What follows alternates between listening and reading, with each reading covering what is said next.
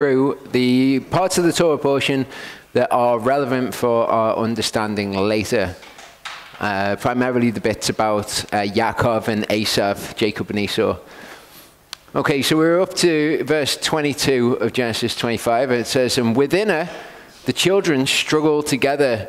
And she said, 'If all is right, why am I this way?'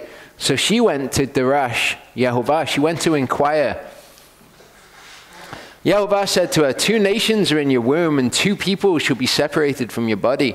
The one people shall be stronger than the other, and the older shall serve the younger.'" And we've looked at before how the object point is not there. So the subject and the object aren't clear. Who's the one that's going to serve the other one? Okay, it could be the younger serves the older serves the younger. It could be rendered either way. When we have it rendered in the Greek, we have it rendered a definite way.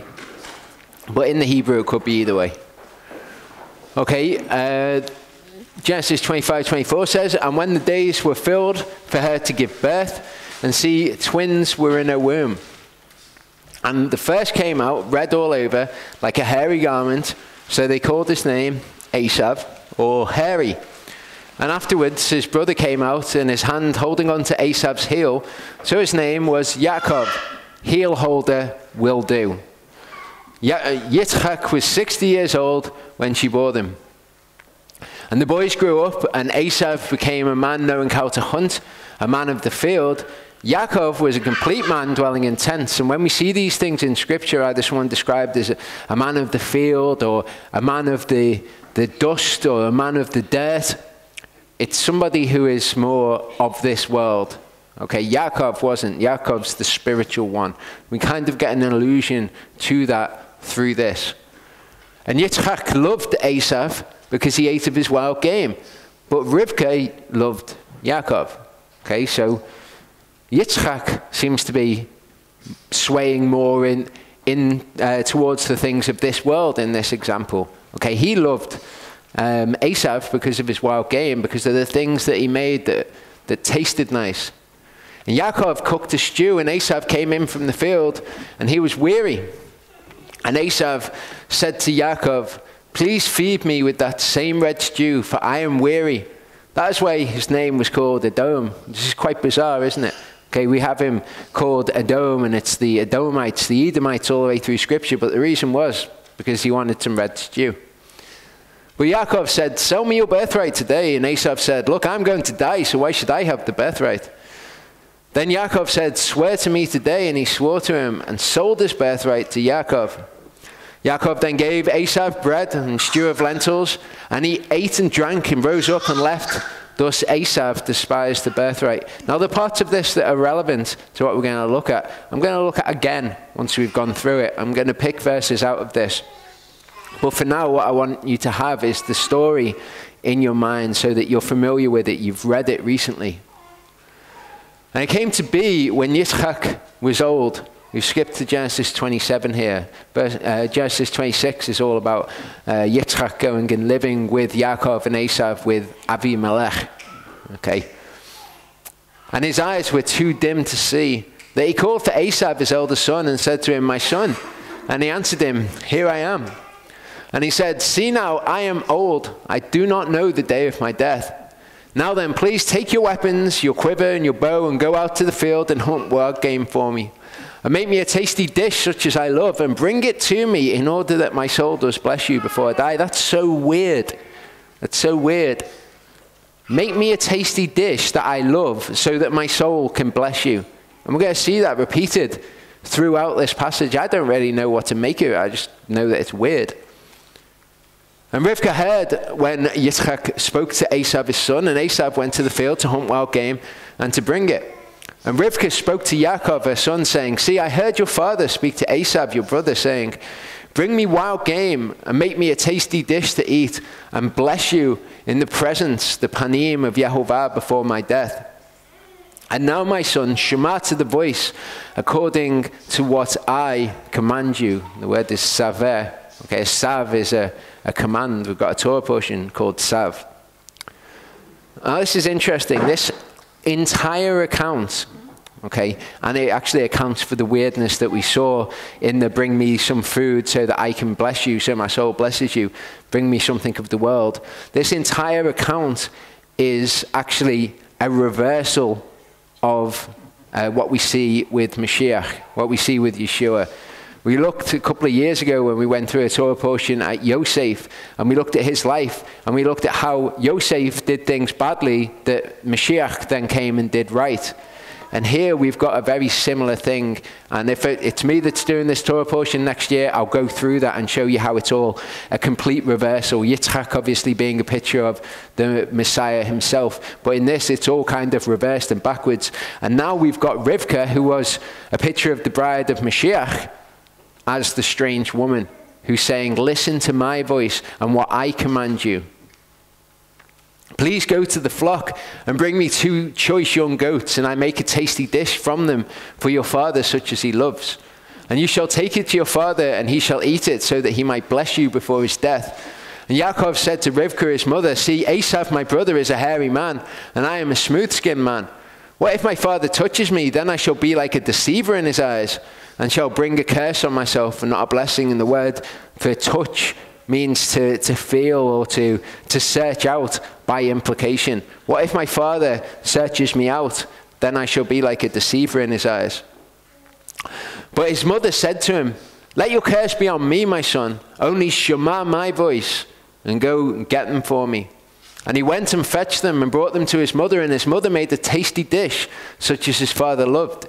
And Rivka took the pleasant garments of her elder son Esav, which were with her in the house, and put them on Yaakov, her younger son. And she put the skins of the young goats on his hands and on the smooth part of his neck. So go and get me these 2 young goats. And with the skins, she puts these parts of the fur on his hands and on the back of his neck, and she makes the meat into a meal. She gave the tasty dish and the bread which she prepared into the hand of her son Yaakov. And he went to his father and said, my father. And he said, here I am. Who are you, my son? And Yaakov said to his father, I am Esav, your firstborn. I have done as you said to me. Please rise, sit and eat of my wild game, so that your soul might bless me. But Yitzchak said to his son, how is it that you found it so quickly, my son?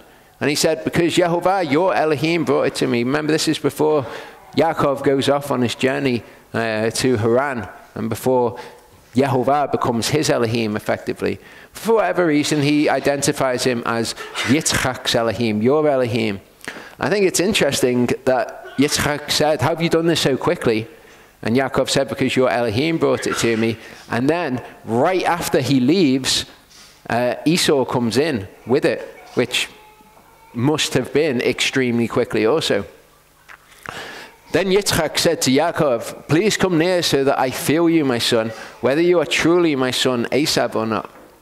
And Yaakov went near to Yitzchak his father and felt him and said, the voice is the voice of Yaakov, but the hands are the hands of Esav. Okay, so the voice, what is said, is the voice of Yaakov, but the hands, what are done, are the hands of Esav.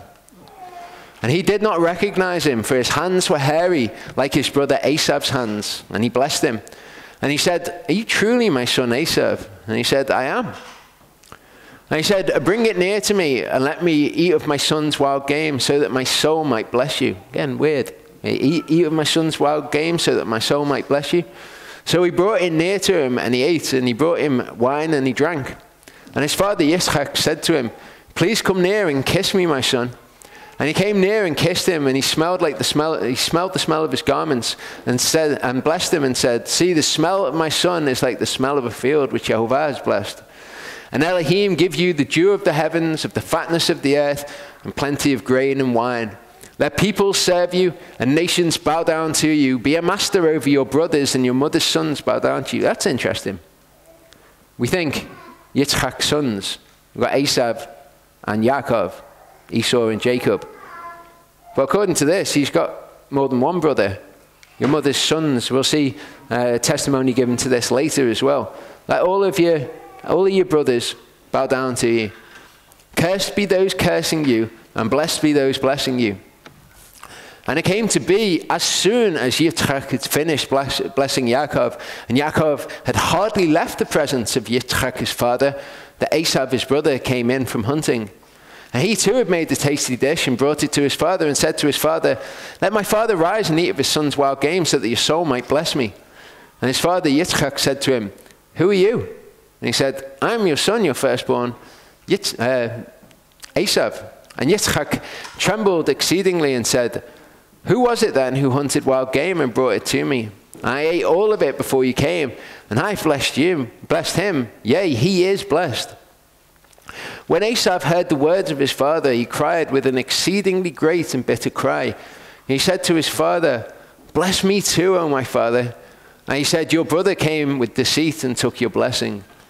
And Esav said, "Was his name then called Yaakov? He's caught me by the heel these 2 times. He took my birthright, and see, now he has taken my blessing." And he said, "Have you not reserved a blessing for me?" Then Yitzchak answered and said to Esav, "See, I have made him your master and all his brothers. I have given to him as servants, and I have sustained him with grain and wine. And what then shall I do for you, my son?" And Esav said to his father, "Have you only one blessing, my father? Bless me too, O my father." And Esav lifted up his voice and wept. And Yitzchak his father answered and said to him, "See, your dwelling is of the fatness of the earth and of the dew of the heavens from above. And by your sword you are to live and serve your brother. And it shall be, when you grow restless, that you shall break his yoke from off your neck." And we'll be looking later. All of these things that are happening here, okay, you bear in mind that this is a reversal of what happens with Messiah. Okay, but all of these things will have relevance. I just want them to be familiar to you for when I explain through it. And Esav hated Yaakov because of the blessing with which his father blessed him. And Esav said in his heart, "The days of mourning for my father draw near. Then I am going to kill my brother Yaakov." And the words of Esav, her son, were reported to Rivkah. That's weird as well, isn't it? Okay. Possibly by one of the other brothers, but they were reported to Rivkah. And she sent and called Yaakov her son and said to him, "See, your brother Esav comforts himself concerning you to kill you. And now, my son, shema to my voice and rise, flee to my brother Lavan in Haran, and stay with him a few days until your brother's wrath turns away, until your brother's displeasure turns away from you, and he forgets what you have done to him. And I shall send and bring you from there. Why should I be bereaved of you both in one day?" That's weird. Okay, why should I be bereaved of you both? Well, Esau's not dead. If he's going to kill Jacob, why would that mean that she was bereaved of them both? Does she think that they're going to kill each other? Maybe. Rivkah said to Yitzchak, "I am disgusted with my life because of the daughters of Cheth. If Yaakov takes a wife from the daughters of Cheth like these, who are the daughters of the land, what is my life to me?" And Yitzchak called Yaakov and blessed him and commanded him and said to him, "Do not take a wife from the daughters of Canaan. Arise, go to Padan Aram to the house of Bethuel, your mother's father, and take a wife for yourself from there, from the daughters of Lavan, your mother's brother.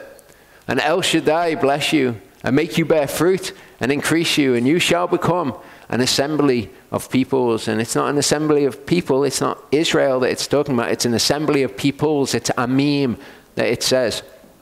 Okay, again, another allusion to the fact that the Gentiles will come into covenant.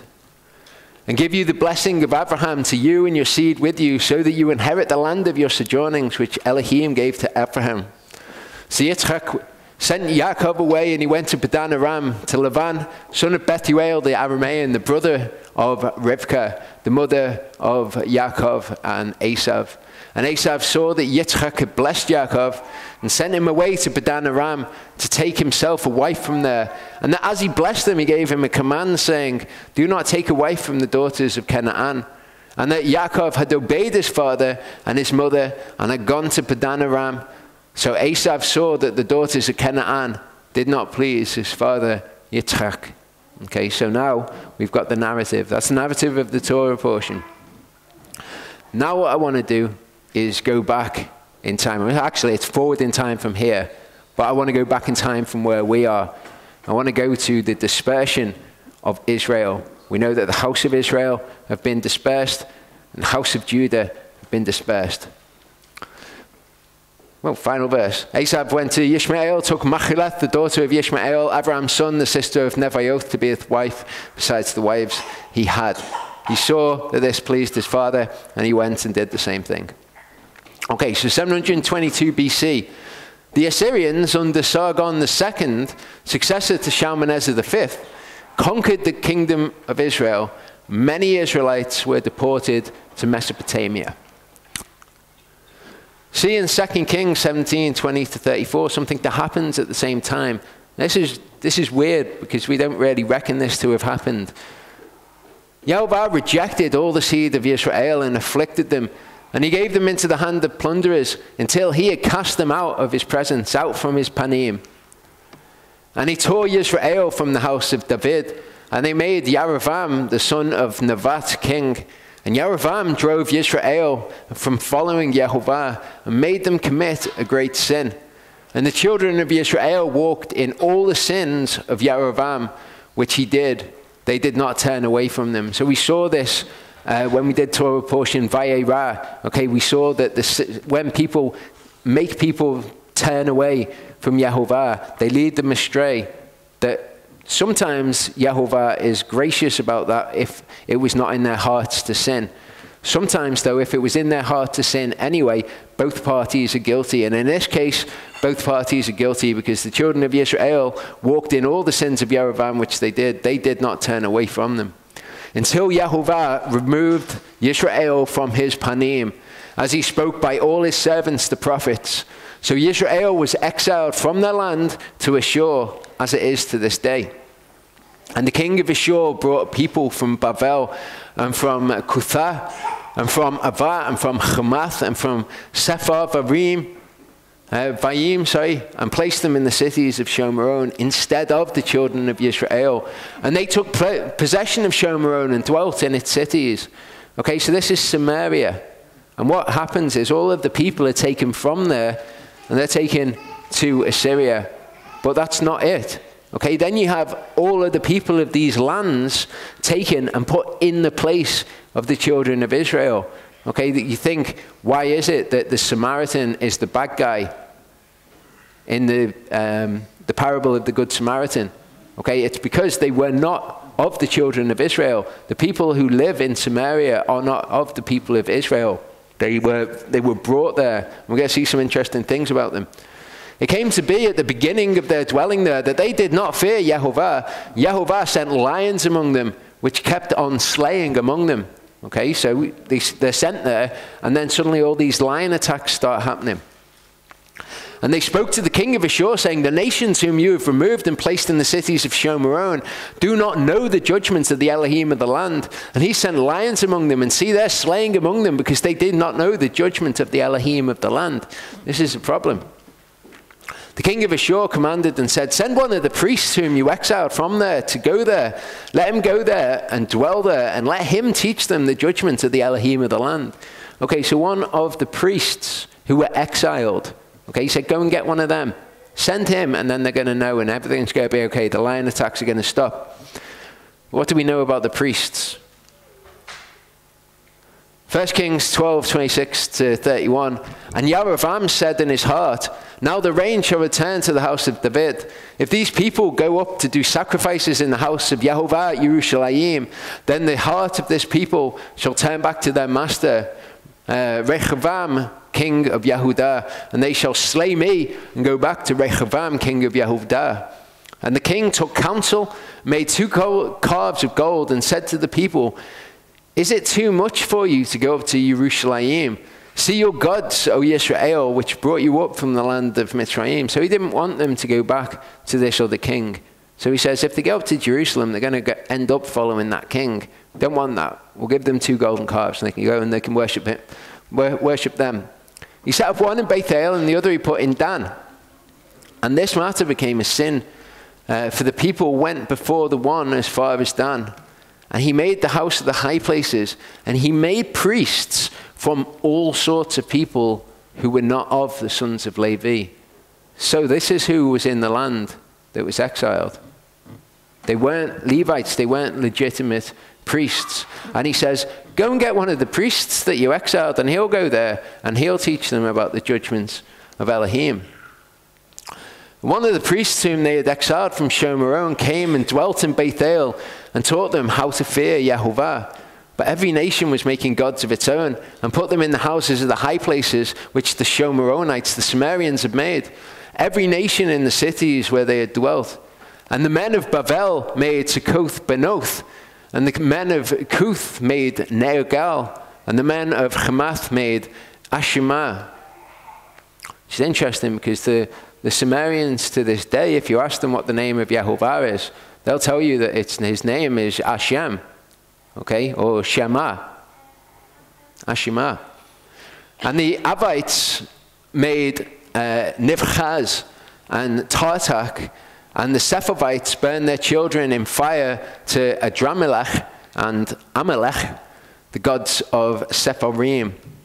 They also feared Yehovah, and from every class they made for themselves priests to the high places who offered for them in the house of the high places. So they did also fear Yehovah, which is a bit of a weird thing to think about.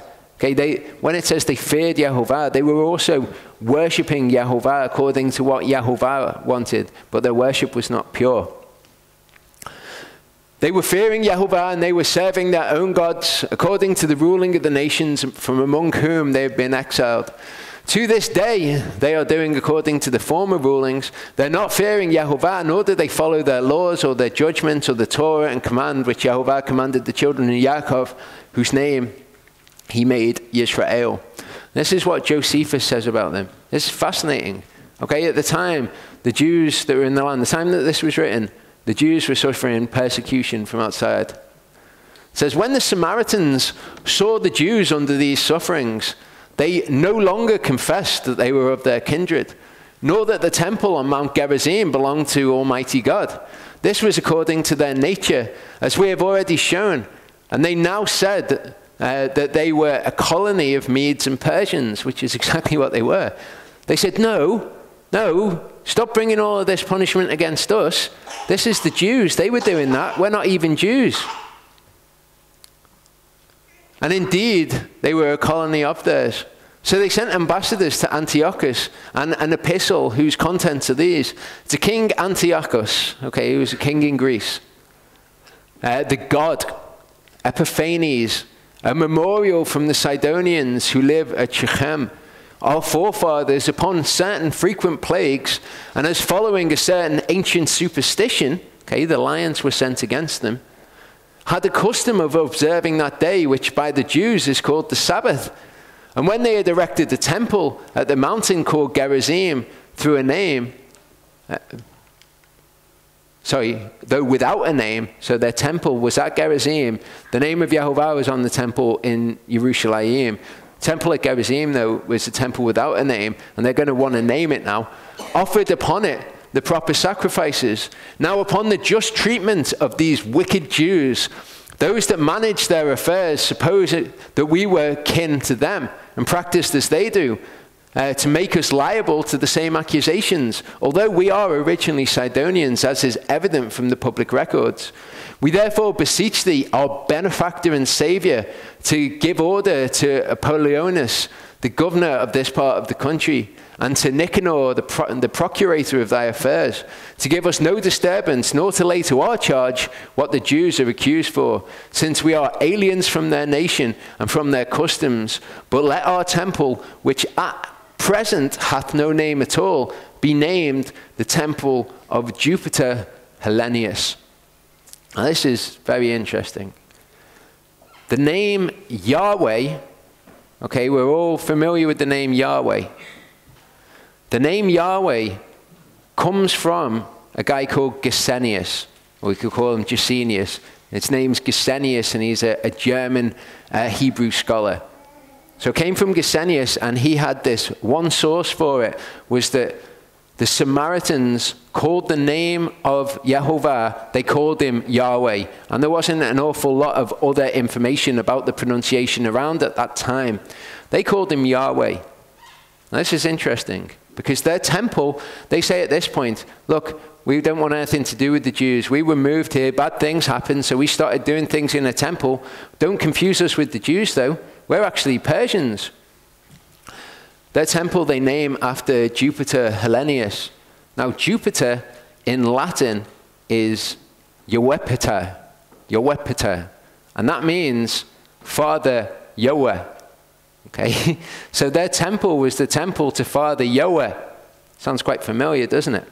Okay, in Latin, the V very early on, unlike in Hebrew, and although many people think it's the same, was pronounced with a W. So, you know when Sherlock Holmes says, "By Jove," what he's actually saying is, "By Jupiter." It's Jove, or Yahweh, or Yahweh. And Yahweh Pater is Father Yahweh.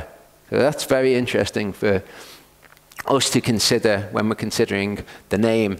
Now, I don't have any problem with anyone saying the name however they want to, but these things equip us with certain information when we go back and go, well, where did this actually come from? Oh, it came from the Samaritans who worshipped Father Yahweh. Just interesting. Okay, if this were once done, we should be no longer under the occupation with quietness, and so bring in greater revenue to thee. So if you do this, then we're going to give you more tax. When the Samaritans had petitioned for this, the king sent them back the following answer in an epistle. King Antiochus to Nicanor, the Sidonians who live at Shechem have sent me the memorial enclosed. When therefore we were advising with our friends about it, the messengers sent by them represented to us that they were in no way concerned with accusations which belonged to the Jews, but choose to live after the customs of the Greeks. Accordingly, we declare them free from such accusations and order that, agreeable to their petition, the temple be named the temple of Yahweh Pater Hellenius. Okay, now this is actually very interesting because they're saying, we're not like the Jews. We don't follow their traditions. We're nothing like them. And this is actually very, very similar to what happened with Christianity after 70 AD. Okay, the Jews after 70 AD became unpopular, and the idea of Judaizing and doing the Sabbath and things like that also became very unpopular. And what did the Christians do? They started following after doing Greek sort of things instead of the Hebrew way of doing things. In 586 BC, it says, after the overthrow of the kingdom of Yehudah by Nebuchadnezzar II of Babylon, and the deportation of a considerable amount of its inhabitants to Mesopotamia, the Jews had two principal cultural centers, and they were Babylonia and the land of Israel. So when the Jews were taken to Babylon, not all of them went. We can see that from Jeremiah 52, 12 to 16. And on the 10th of the 5th month, which was the 19th year of King Nebuchadnezzar's king of Babel, Nebuzaradan, chief of the guard who served the king of Babel, came to Jerusalem. And he burned the house of Jehovah and the king's house, and all the houses of Jerusalem, and all the houses of the great men he burned with fire. And all the army of the Chaldeans who were with the chief of the guard broke down all the walls of Jerusalem all around. So they came, and they destroyed the temple, and they destroyed the walls. And Nebuzaradan, chief of the guard, exiled some of the poor people and the rest of the people who were left in the city, and the defectors who had gone over to the king of Babel, and the rest of the craftsmen. But Nebuzaradan, chief of the guard, left some of the poor of the land as vine dressers and farmers. So what we see is that actually not all of them went. There was a remnant, if you like, that were left behind. So this is the captivities. Purple one here is when they were taken into Assyrians, and these are the places that they were thought to have gone, and these are the places which we know them to have gone in Babylon. The way back was what happened when the Gentiles were taken to fill the land of Israel, which we heard about with the Samaritans. So from Assyria, they're spread out to all these places, and then you've got all of these Gentiles taken from here to fill the land. And then after that, we've got the Jews taken to Babylon. In 516 BC, approximately, the Portes returned to Judah after the Neo-Babylonian Empire was in turn conquered by Cyrus the Great, and we read about that in Scripture. Lester El Grab, asserts the archaeology suggests that the return was a trickle. Now, at this point, I want to draw your attention to something. Okay, when we're studying history, and that's what we're going to do for the next 2 parts, we're going to become students of history. We need to understand how people study history and what's valid and what's not. In history, you have 2 sorts of sources. You have a primary source. And what a primary source is when you have an account by somebody of something that happened. They're a first-person witness of that thing having happened. Now, not all primary sources are going to be good, because you've also got bias to take into account. Some primary sources are going to be biased in a certain way. Some are going to be more reliable because maybe they're strict records of how things were done. They tend to be more reliable. You also have what this guy is, which is a secondary source. So when somebody looks at primary sources and then they tell you what the history was because they've looked at the sources, that's a secondary source. So all historians would be secondary sources. Okay, and we're not to believe historians simply because they say something. What is much better to do, which is what I will strive to do in this, is to go back and look at the primary sources which say things. Now, when I comment on a secondary source of history, if I was to comment on what he says and tell you what he says like this, I then become a third source, okay, or a trinary source. That's even less reliable. What we're always striving for is to go back to the actual sources of history. But anyway, this guy, secondary source of history, asserts that archaeology suggests the return was a trickle taking place over decades. And that's interesting for us because we're the return of the house of Israel. Okay, well, that's what's happening at this time. What do we notice is happening? It doesn't all happen, boom, all at once. There was a particular time, 2009, when a large influx of people happened to come into it. But it actually happens over a long period of time for everyone to come back, for there to be a significant change. So there's no sudden expansion of the population base of 30,000. This is what he says looking at the primary sources.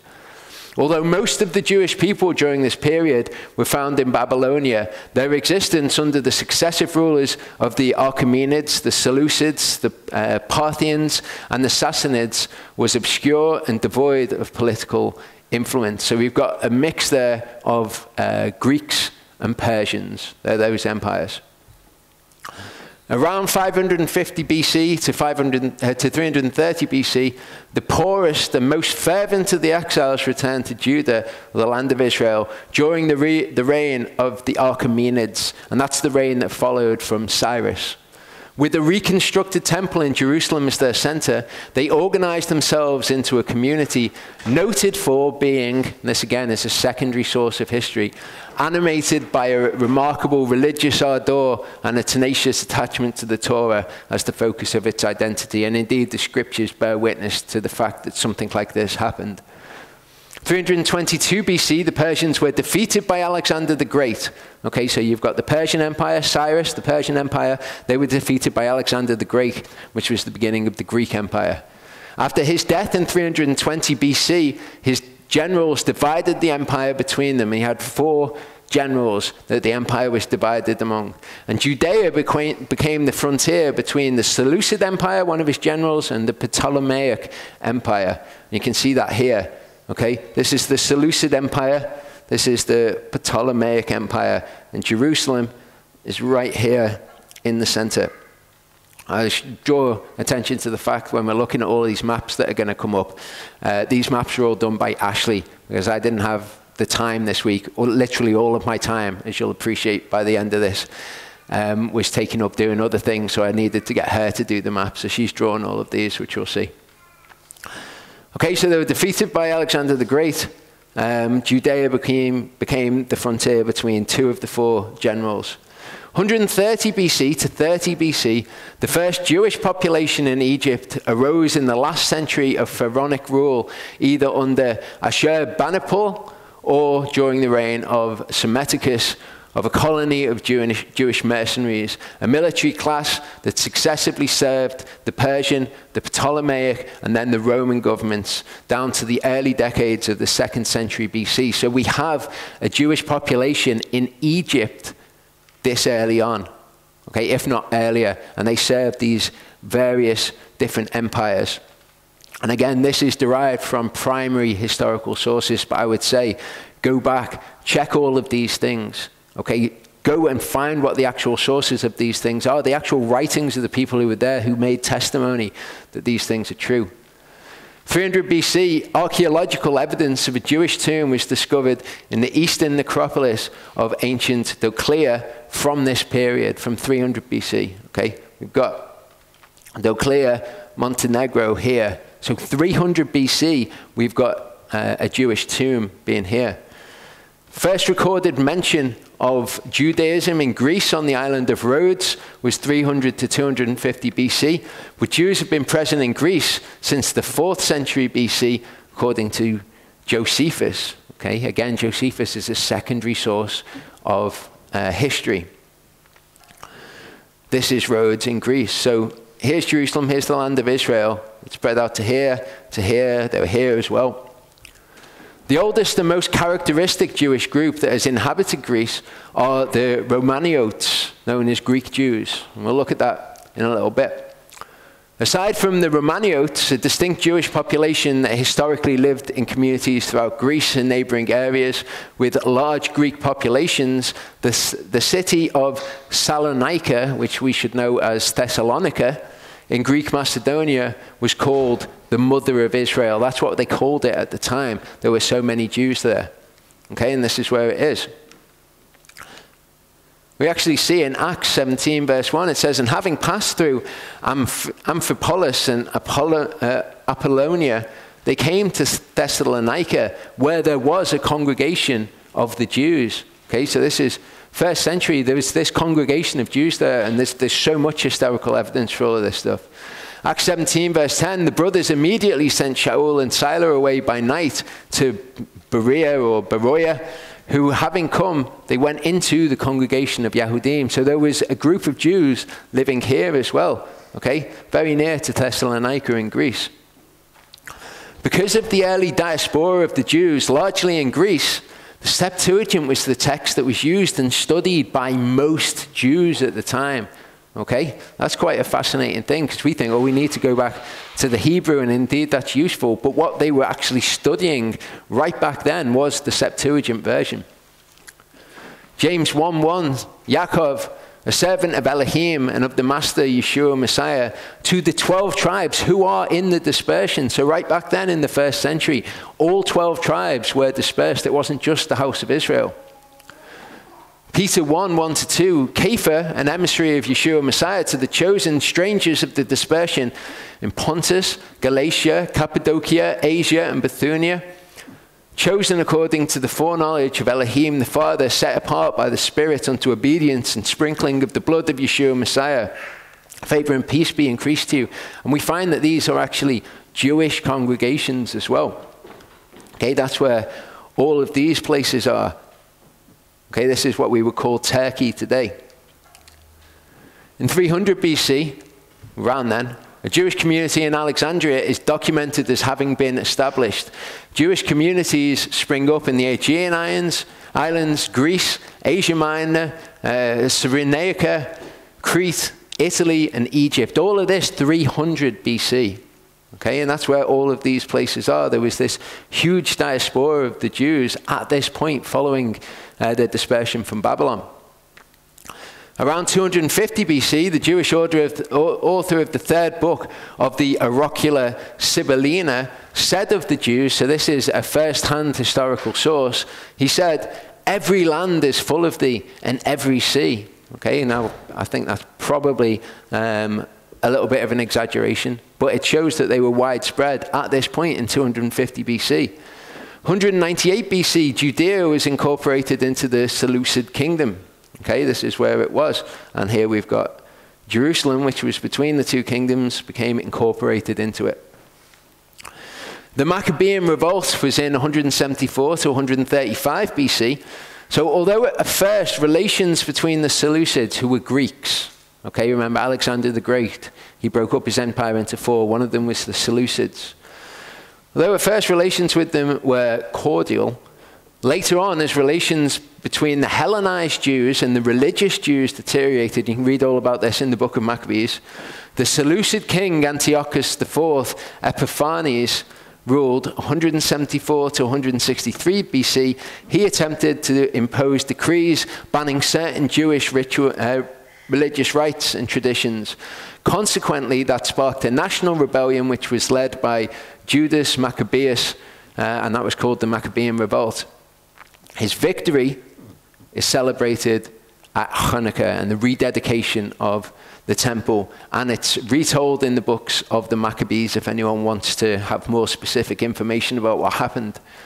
A Jewish group called the Hasidians opposed both Seleucid Hellenism, the Greek Hellenized Jews, and the revolt, but eventually gave their support to the Maccabees. The Jews prevailed with the expulsion of the Syrians and the establishment of an independent Jewish kingdom under the Hasmonean dynasty, and the Hasmoneans were descendants of the Maccabees. The Maccabean revolt led to a 25-year period of Jewish independence due to the steady collapse of the Seleucid Empire under attacks from the rising powers of the Roman Empire and the Parthian Empire, which is exactly what Daniel tells us is going to happen. Okay, Babylon's going to be taken over by the Persians, going to be taken over by the Greeks, going to be taken over by the Romans. That's exactly as history played out. But we've got this 25-year period of Jewish independence when the Hasmoneans, the descendants of the Maccabees, were in power. The Hasmonean dynasty of priest kings ruled Judea with the Pharisees, with the Sadducees, and with the Essenes as the principal social movements. And this is the time when these things started to grow, having come from Babylon, particularly in the case of the Pharisees. As part of their struggle against Hellenistic civilization, the Pharisees established what may have been the world's first national male religious education and literacy program, which was based around synagogues. So now we start to see synagogues, and we're going to start to see synagogues and the corruption of the biblical ways of doing things happen in these times when the Jewish people are kind of trying to get their own identity. And that happens right into the future. Justice was administered by the Sanhedrin, whose leader was known as the Nasi. The Nasi's religious authority gradually superseded that of the temple's high priest. Under the Hasmoneans, this was the king. Okay, so the king was a priest also. He was the high priest. In 125 BC, the Hasmonean king, John Hyrcanus, subjugated Edom and forcibly converted the population to Judaism. That's interesting, isn't it? That's what happened to the Edomites. They were subjugated and they were forced to become Jews. Okay? The same power vacuum that enabled the Jewish state to be recognized by the Roman Senate in around 139 BC, after the demise of the Greek Seleucid Empire, was next exploited by the Romans themselves. Hyrcanus II and Aristobulus, Simon Thassy's great-grandsons, okay, these are Maccabeans. Simon Thassy is Judas Maccabean's brother. Maccabees' brother, became pawns in a proxy war between Julius Caesar and Pompey the Great. Okay, the Romans had a civil war, and it was between Julius Caesar and between this guy, this general called Pompey, with the kingdom under the supervision of the Roman government of Syria. And this is around 64 BC. In 63 BC, Pompey invaded Jerusalem. The Jewish people lost their political sovereignty and independence, which they had under the Hasmoneans after the Maccabean revolt. In around 47 BC, Julius Caesar conquered Alexandria in Egypt. Okay, that's where Alexandria is. The Julian calendar proposed by Julius Caesar was a reform of the Roman calendar, and that was proposed in 46 BC. This is when we start to see the Julian calendar. In 45 BC, Julius Caesar defeated Pompey. Pompey had taken over Jerusalem. Julius Caesar defeats Pompey at this point. Under Julius Caesar, Judaism was officially recognized as a legal religion, a policy followed by the first Roman emperor, Augustus. Okay, Augustus continues this, and the fact that Judaism is a religion isn't really a problem at this point, because they're not really a problem to the Romans at this point. The 1st of January 45 BC, we've got the Julian calendar taking effect by edict by Julius Caesar. So this is when the Julian calendar started. The early Julian calendar, like that of the Roman Republic before it, had an 8-day week. Okay, it wasn't a 7-day week. The letters A through H represented the days of the week. At that time, different countries used different means of keeping track of time, and within the Roman Empire itself, there were regional differences in the Julian calendar. So we think about the Julian calendar, that was all the same thing. Generally, we tend to think of it as a 7-day week as well. It wasn't. There were different variations of it, and they were an 8-day week. In around 40 BC, Herod the Great was designated king of the Jews by the Roman state. And Herod was an Edomite. He was of Idumea anyway. This is what Josephus says. Okay? He was very ready to give him the assistance he desired, and this because he called to mind the friendship he had with Antipater. Because Herod offered him money to make him king, as he had formerly given it to him to make him tetrarch. So Herod's power was actually bought from the Roman government. And chiefly because of his hatred to Antigonus, for he took him to be a seditious person and an enemy to the Romans. So this is one of the Hasmoneans. Caesar was also the forwarder to raise Herod's dignity and to give him assistance in what he desired, on account of the toils of war which he himself had undergone with Antipater his father in Egypt, and of the hospitality he had treated him withal, and the kindness he had shown to him, and also to gratify Antony, who was very zealous for Herod.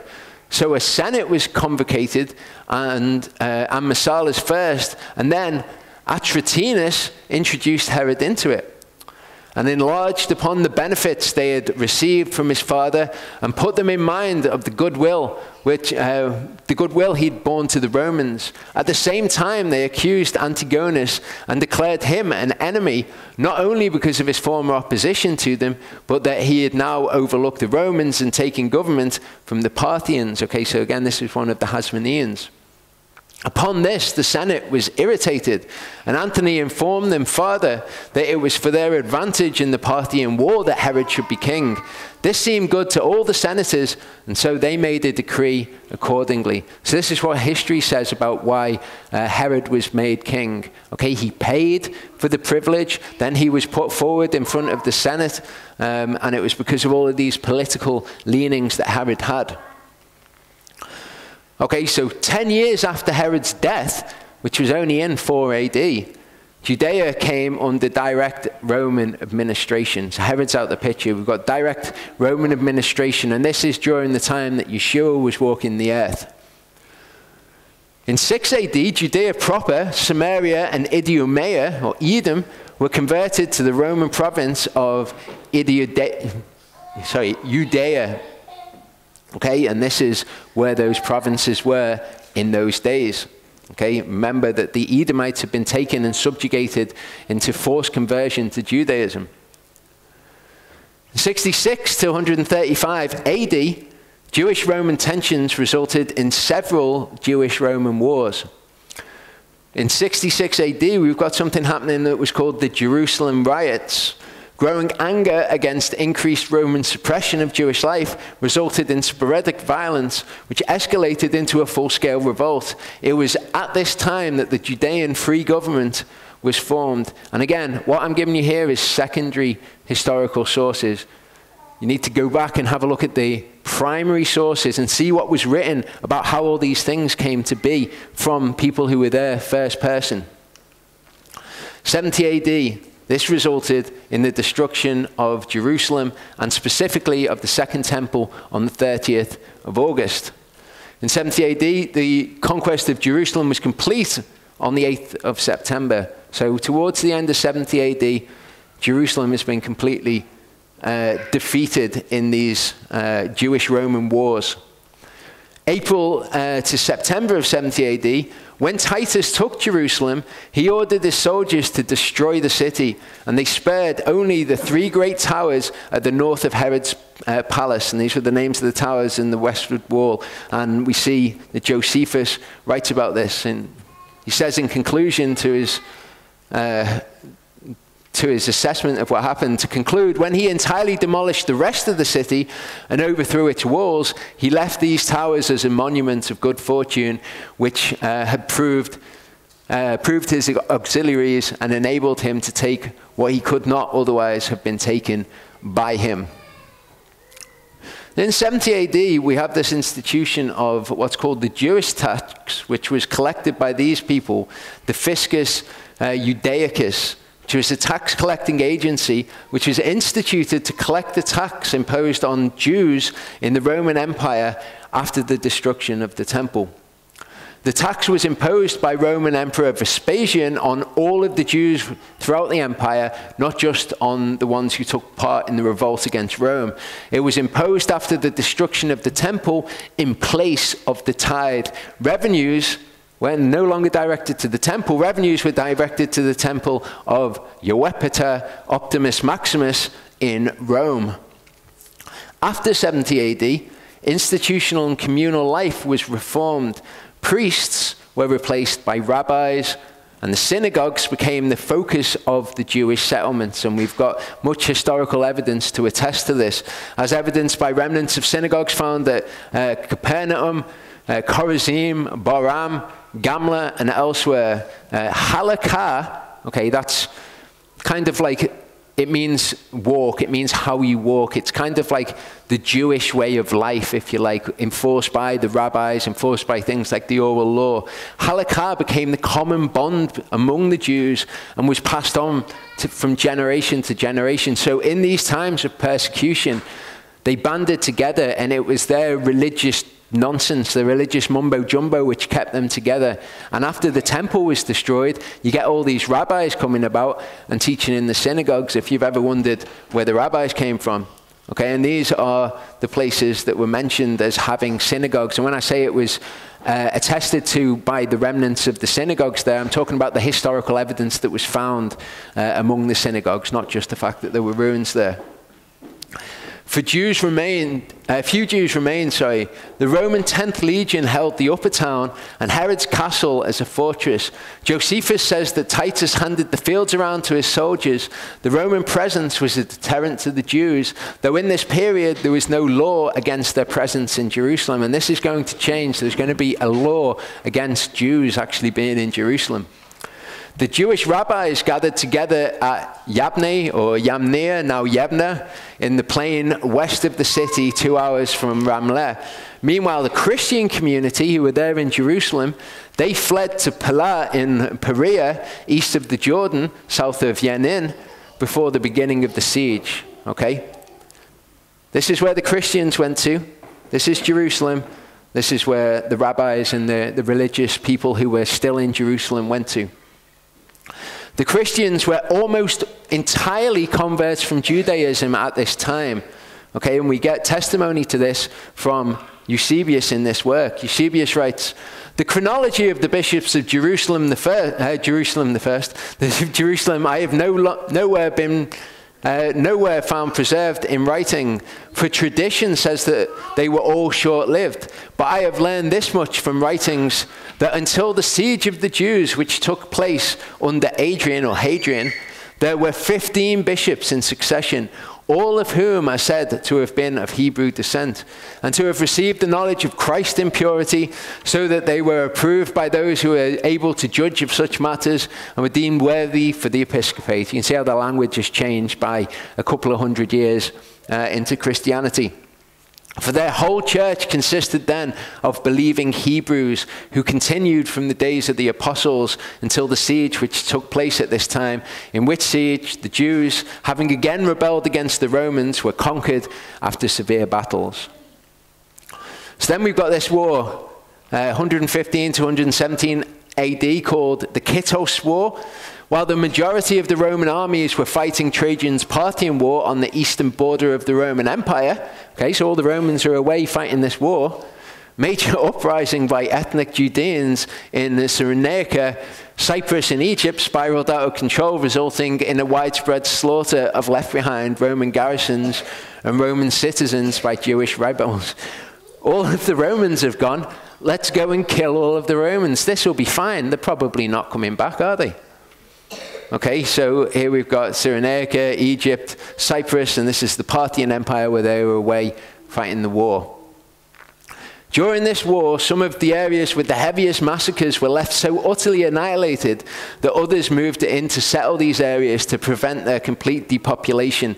The rebellions were finally crushed by Roman legionary forces, chiefly by the Roman general Lucius Quietus, whose nomen later gave this conflict its title.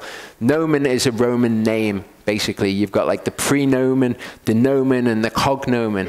The nomen of this guy was Quietus. Ketos, the Ketos War, is a later corruption of Quietus. So it's named after this guy who came in and smashed all the Jews after they'd rebelled. 161 BC, a Jewish... Oh, that's a little bit out of order. I'll just leave that one where it is. 130 AD, sorry. Roman Emperor Hadrian vowed to rebuild Jerusalem from the wreckage as a gift to the Jewish people. After Hadrian visited Jerusalem, he was discouraged from doing so by a Samaritan. I can't actually find a good source to say that this is true, but this is what the story goes as. He then decided to rebuild the city as a Roman colony, which would be inhabited by his legionaries. Hadrian's new city was to be dedicated to himself and certain Roman gods, in particular, Eupator Capitolinus. Okay, so quite a change in mind there. I'm going to restore the city as a gift to the Jews. No, I'm not. I'm going to restore the city, and it's going to be a gift to me, and it's going to honor this God. 130 AD also, there's this guy called Aquila, and he was a disciple of a very interesting man, a rabbi called Rabbi Akiva. And he writes a new rabbinical Greek translation of the scriptures in response to the Christian use of the Septuagint. This was disliked by Christians who alleged that it rendered messianic passages incorrectly, just like the Masoretic text renders these passages incorrectly. So I don't know if this was where the Masoretic text was translated from. I didn't actually get that far into the research because I was researching something else, but I just found it interesting. But he's a disciple of this guy, and we're going to see more about this guy in a second. 132 to 136 AD was the Bar Kokhba revolt. And following this revolt, Emperor Hadrian renamed the Judean province with the new name of Syria Palestina, dispensing with the name of Judea. Jerusalem itself was renamed Aelia Capitolina, okay, after Eupator Capitolina, or Capitolinus. Jews were prohibited from entering the city on pain of death, except for one day each year, during the holiday of Tisha B'Av, which is the 9th of Av. You'll hear the 9th of Av when they remember the first and second temples being destroyed. So no Jew was allowed into Jerusalem at this point, and no Christian either, because the Jews who had converted to Christianity were all of Christianity in Jerusalem at that time. So no Jew and no Christian was allowed into Jerusalem at this time. So on to this guy, Rabbi Akiva. Around 35 AD to 100 AD, there was a significant body of Pharisaic and later rabbinical law in the first century. However, historical sources, including Josephus and Philo, do not refer to it as the oral law. Nor do they indicate that the Pharisees or the rabbis claimed it to be from Sinai. So this is the lie, isn't it? Why do we follow the oral law? Well, it was given to Moses at Sinai, okay, and he only wrote down what was in the Torah. That's the written Torah. We have the oral Torah as well. But that's a relatively new lie. It was around during this time, but nobody called it the oral law. Nobody said that it had authority as being from Sinai. That's what Josephus writes. He says, what I would now explain is this, that the Pharisees have delivered to the people a great many observances by succession from their fathers, which are not written in the law of Moses. So where did it come from? It came from the fathers of the Pharisees, which are not written in the law of Moses. And for that reason, it is the Sadducees reject them and say that we are to esteem those observances to be obligatory, which are written in the word, but are not to observe what are derived from the tradition of our forefathers. So we've got in this time the Pharisees and the Sadducees. The Pharisees believed all of these traditions. The Sadducees said, no, they're nonsense. They're all traditions. We should only keep the word. Now, it's not that the Sadducees were brilliant. The Sadducees had their own problem. They didn't even believe in the resurrection. But this is the state of being at that time. And concerning these things, it is that great disputes and differences have arisen among them, while the Sadducees are able to persuade none but the rich, and have not the populace obsequious to them. But the Pharisees have the multitude on their side. Okay, so most of the people at that time were following all of these nonsense traditions. It was just the Sadducees that didn't. The Sadducees don't appear in historical sources after the destruction of the temple in 70 AD, apart from a few references in the Talmud. The Pharisees banned them from entering the temple in 70 AD before its destruction, and most historians think they became extinct after the destruction of the temple. However, some speculate that they are the predecessors of Karaite Judaism.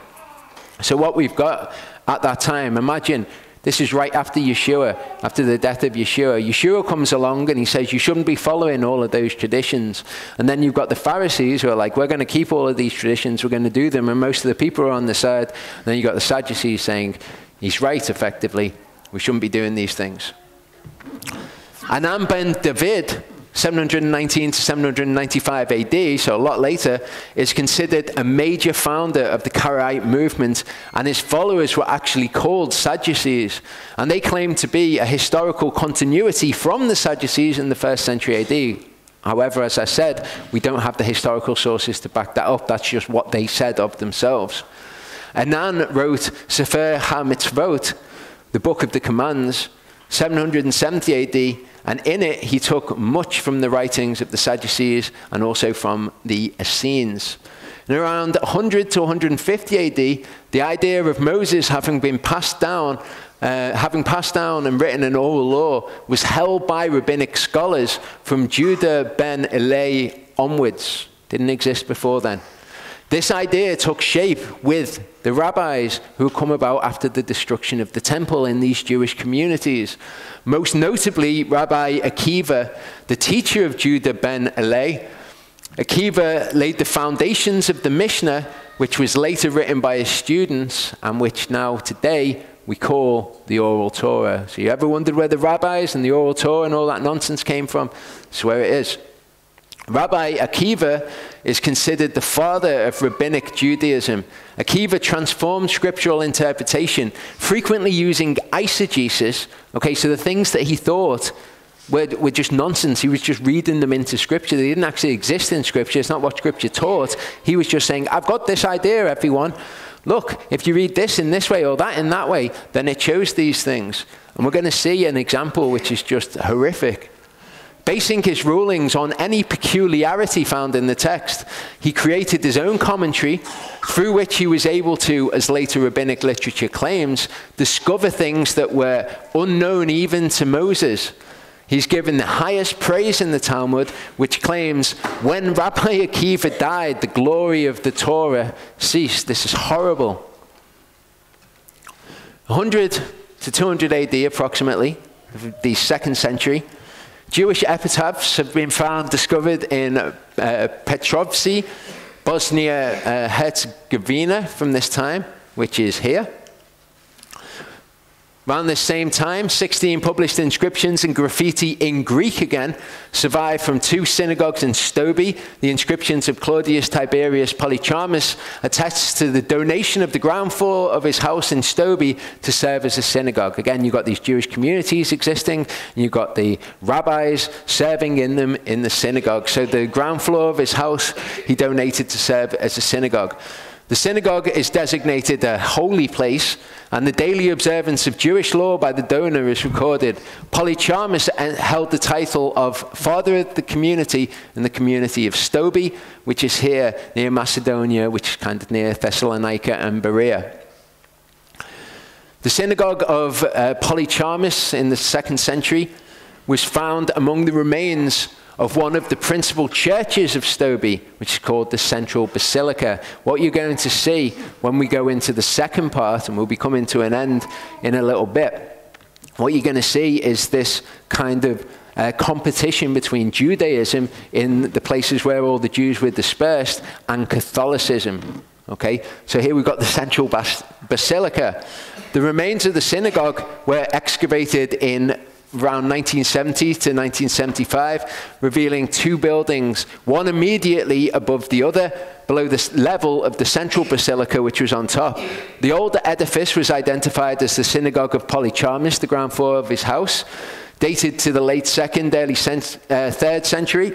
Later synagogue was dated to the late 3rd, early 4th century, so about 100 years later, the one in the middle. The synagogue was supplanted by a Catholic church, at the end of the 4th century, early 5th century. The first Jews arrived in the area now known as the Republic of Macedonia during Roman times, which we saw, when Jews fled persecution in other Roman territories, with some settling in Macedonia. The presence of Jews in Macedonia is shown in Agrippa's letter to Caligula, mentioned by Philo in Legato ad Caem, and I can't actually get to that because I don't speak Latin. It is attested to by many scholars, though. And we've got Agrippa, who had Paul prisoner in Acts 28. It's his letter to the Roman Emperor Caligula. Okay, so this is where the Republic of Macedonia is. This is where we have this large Greek community from like 400 BC. 200 to 300 AD, the 3rd century, Jewish epitaphs have been discovered in Sinaia, Croatia from this time, which is here. Jewish epitaphs have been discovered in Salona, Croatia, which is the capital of Dalmatia at that time. Have been found here as well. In the 4th century, a Jewish epitaph from Mosea, as it was at the time a Roman province, was discovered in Oskus, as it is now, in Bulgaria. Okay, so that's here. In the 4th century AD, Christians were granted an exemption to the ban on entering Jerusalem. Okay, so first of all, no one can enter in if you're Jew or if you're a Christian, because the Christians were associated up until around this time, and we'll see the reasons for them coming away as Jews, basically. That's what they were thought as. Constantine the first ordered the construction of Christian holy sites in the city, including the Church of the Holy Sepulchre. Burial remains from the Byzantine period are exclusively Christian. Okay, so this was like the second leg of the Roman Empire, the Byzantine Empire. The remains of a synagogue were discovered in 1981 in Plovdiv, Bulgaria. The main is covered with two mosaic floors. One is decorated with a menorah and a bunch of the 4 species, the lulav, the etrog, the willow, and the myrtle. The remains from the second mosaic floor, which was laid over the first at a later date, suggest that it was probably built in the early 4th century, renovated in the 5th century, and destroyed in the 6th century. You're going to see this happen as the Catholics start to have an influence on these things, and Catholic churches become the thing. 3 dedicatory inscriptions in Greek are preserved in the first mosaic floor. Again, it's Greek. The benefactors of the synagogue had alternative Greek names, a practice attested among the Jews in Stobi, Philippi, and Thessalonica. Okay, so here's Plovdiv, Bulgaria, where it was found. Another fragmentary inscription in Greek, again, from Oskus, Bulgaria, bears the image of a menorah, and is from the 4th to the 6th century. Okay, so we can see the spread out from the land of Israel to all of the lands of the world, including the Americas, which are not on this map. 305 to 11 AD, the Passio of St. Philip, Bishop of Heraclea, refers to Jews in the town during the Diocletianic persecutions of this time. So we've got a writing, again, this would be a primary historical source. Okay, he refers to the fact that there are Jews in the town at this time. Okay, and this is where that is in what we would now call as Turkey, which was Greece. 4th century, the existence of a synagogue in the copper market of Constantinople at this time is indicated by several Byzantine historians from the 9th to the 10th century. So we've got records of all these things having happened in this area. Okay, this map that we've been seeing, I just want to show you when it was that the Jewish people spread to all of these areas. In all of these areas, we've got spread to these areas in the 1st century. After that, we've got these areas in the late Roman period, got them going into kind of southern Europe and actually beyond but this was where the main spread was, and then possible in the late Roman period, depending how you view the evidence. So just before we end, and we are literally going to end in a second, I want to look at the calendar of Rome, because it was through two things that we've ended up with our wacky calendars, the Jewish calendar and our wacky calendar. Okay, it's through Constantine, and it's also through a guy called Rabbi Hillel, the Hillel II calendar. The 7-day planetary week came to Rome in the 1st century BC, but Roman Emperor Constantine only formally adopted the 7-day week in 321 AD. So across the Roman Empire there was differences. The 7-day week only actually came into being in the 4th century, and it was Constantine that did it. Despite the emergence of the planetary week, the earlier Julian calendar continued to use an 8-day week for some time. The nundial, or 8-day cycle, was eventually replaced by the modern 7-day week, which first came into use in Italy during the early imperial period after the Julian calendar, kind of right after Julius Caesar, had come into effect in 45 BC.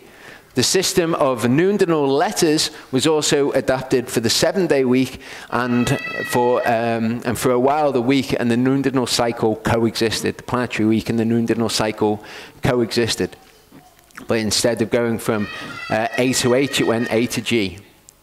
By the time the week was officially adopted by Constantine in 321 AD, the nundinal cycle had completely fallen out of use, and so he enacts this new one, because people were using the 7-day week anyway.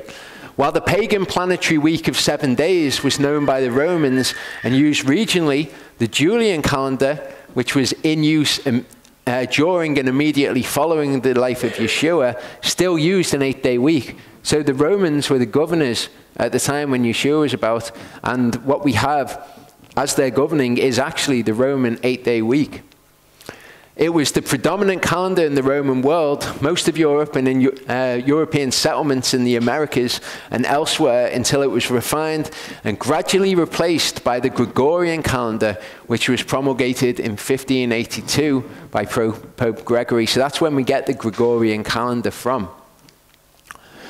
This is a Roman inscription, which is quite fascinating to me.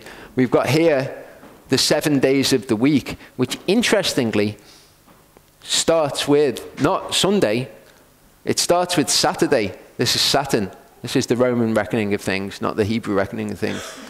Okay, we've got the sun here for Sunday, after Saturday, Sunday, and then we've got Moon Day here, the moon goddess.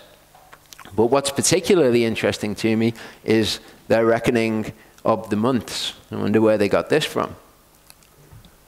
The 7th of March, 721 AD, now you start to see, okay, the Christians were allowed back into Jerusalem following certain political changes, certain different ways of viewing the Christians. We've got Roman Emperor Constantine I issued a civil decree making Sunday a day of rest from labor. And he said, "All judges and city people and the craftsmen shall rest upon the venerable day of the sun. Country people, however, may freely attend to the cultivation of the fields." Obviously, he's not very up on scripture, because it frequently happens that no other days are better adapted for planting the grains in the furrows or the vines in trenches, so that the advantage given by heavenly providence may not for the occasion of a short time perish. So you've got to rest on the Sabbath unless you actually want to work or you think it's important to work. 325 AD, Pope Sylvester officially named Sunday the Lord's Day. So now we've got this influence of the Catholic Church. It had grown in importance and grown in its doctrinal significance, at least up until around this period. But this is when it really starts to have a massive impact. 336 AD, we've got the Council of Laodicea. And they said, "Christians shall not Judaize and be idle on Saturday, but shall work on that day. But the Lord's day they shall especially honor, and as being Christians shall, if possible, do no work on that day. If, however, they are found Judaizing, they shall be anathema from Christ." So anybody who is found keeping the Sabbath, Judaizing, is anathema to Christ, according to the church. Okay, Tertullian, we looked at Tertullian and his wonderful doctrine when we looked at the extra biblical texts. But he said, in the matter of kneeling, also prayer is subject to a diversity of observance through the act of some who abstain from kneeling on the Sabbath. And since this dissension is particularly on its trial before the churches, the Lord will give his grace that the dissentients may either yield or else indulge their opinion without offense to others. We, however, just as we have received only on the day of the Lord's resurrection, ought to guard not only against kneeling, but every posture and office of solicitude, deferring even our businesses, lest we give any place to the devil. So it's interesting. We've got Christians now who think that they keep the Sabbath on a Sunday, but they don't refrain from working. At least the guys who changed the Sabbath to a Sunday had the observance of the Sunday Sabbath at first, were devout in following it to some degree. Okay, this is Eusebius. This is the church historian that we saw before. In his commentary on the Psalms, he wrote, all things whatsoever that it was duty to do on the Sabbath, these, talking of the church, have transferred to the Lord's day. Of course, the Catholic Church, they've transferred them to the Lord's day. So when did that happen? I've got the Convert's Catechism of Catholic Doctrine here, which I'm sure that many are familiar with. Question, which is the Sabbath day? Answer, Saturday is the Sabbath day. Why do we observe Sunday instead of Saturday? We observe Sunday instead of Saturday because the Catholic Church in the Council of Laodicea in 336 AD transferred the solemnity from Saturday to Sunday. Interesting. Why did the Catholic Church substitute Sunday for Saturday? The church substituted Sunday for Saturday because Christ rose from the dead on a Sunday and the Holy Ghost descended on the apostles on a Sunday, completely missing the fact. The Feast of First Fruits is always on a Sunday, which was when he rose as first fruits of the resurrection. And then the Spirit came down on Pentecost, which is always on a Sunday, 50 days later. Okay, so that's why it was on a Sunday, but they do away with the feasts, which are what we actually see from those things, and instead use the church's authority to move it to a Sunday. By what authority did the church substitute Sunday for Saturday?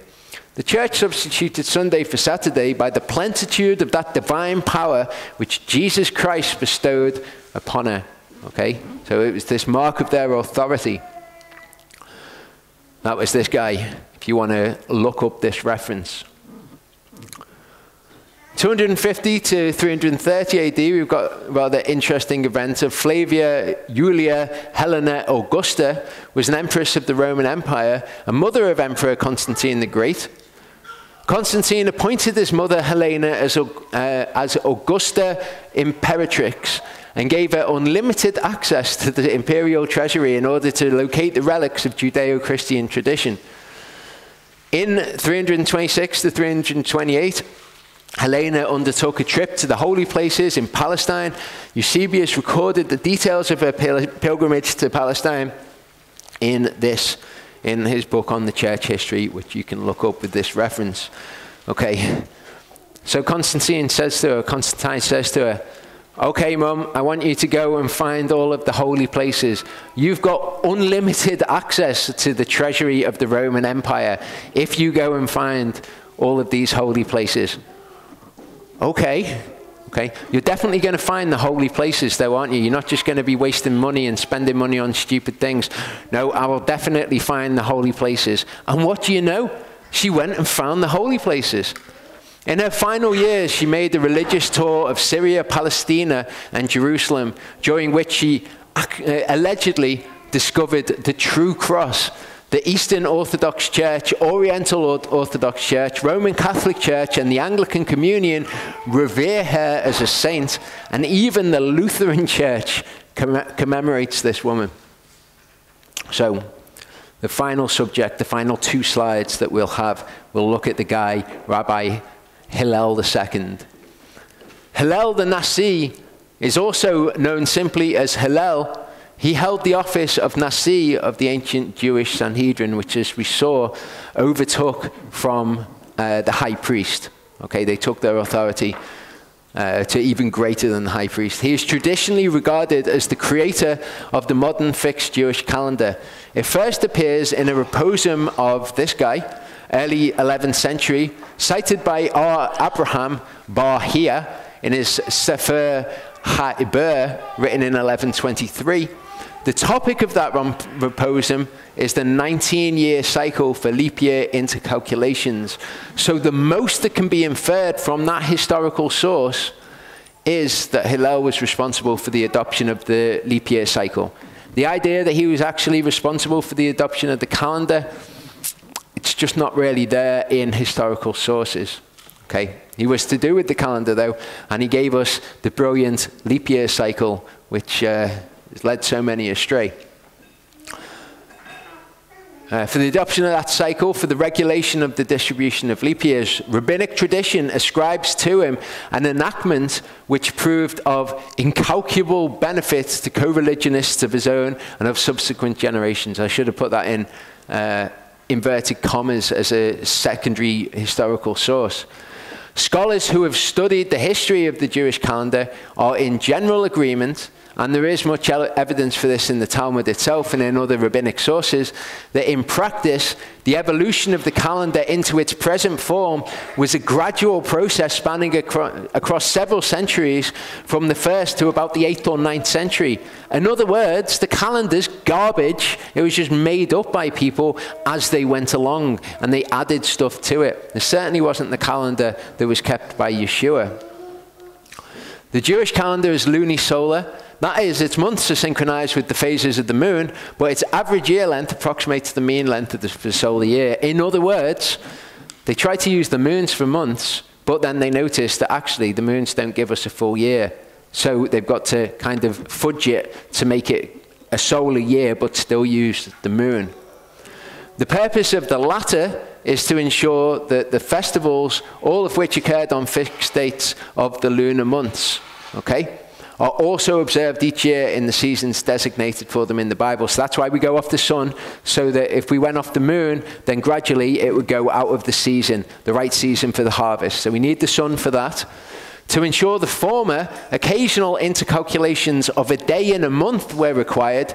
To ensure the latter, occasional intercalculations of an extra month in a year were required, which is this nonsense of the Jewish leap year.